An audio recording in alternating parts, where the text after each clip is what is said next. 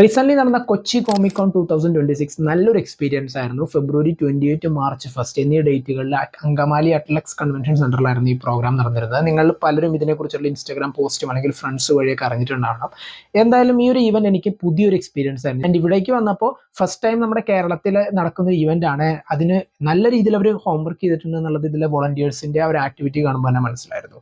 തുടക്കം തൊട്ട് അവസാനം വരെ എവിടെയൊക്കെ ഇവരുടെ പ്രസൻസ് വേണം അവിടെ എല്ലാം തന്നെ എല്ലാവരും ഹെൽപ്പ് ചെയ്യുന്ന രീതിയിൽ തന്നെ ഇവർ നിൽക്കുന്നുണ്ടായിരുന്നു.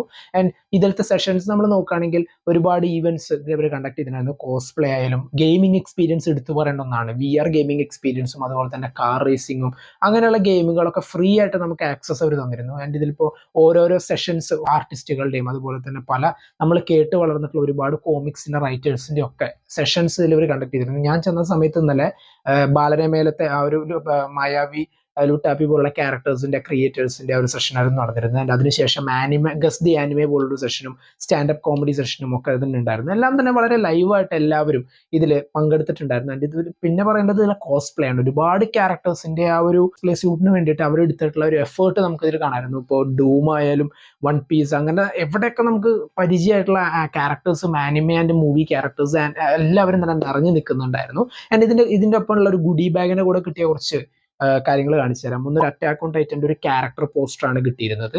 ആൻഡ് അതുപോലെ തന്നെ വാർണർ ബ്രോസിന്റെ ഒരു സ്റ്റാൾ ഇതിൽ കാണാൻ പറ്റിയിരുന്നു. ആൻഡ് പ്രൊജക്ട് ഹെയിൽമേരി ആൻഡ് ഹീമാൻ ഈ രണ്ട് പടങ്ങളുടെയും പോസ്റ്റേഴ്സ് അവരവിടെ ഡിസ്പ്ലേ ചെയ്തിട്ടുണ്ടായിരുന്നു. ആൻഡ് അതുപോലെ തന്നെ ഒരു കയ എന്ന് പറയുന്ന ഒരു കോമിക്സ് ആ ഗുഡി ബാഗിന്റെ കൂടെ ഫീച്ചർ ചെയ്തിട്ടുള്ളതാണ്.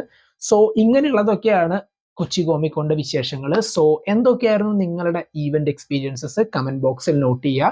എന്തൊക്കെ ഇംപ്രൂവ്മെന്റ്സ് വേണം എന്നുള്ളതിന് കൂടി നിങ്ങളുടെ അഭിപ്രായങ്ങൾ നോട്ട് ചെയ്യുക.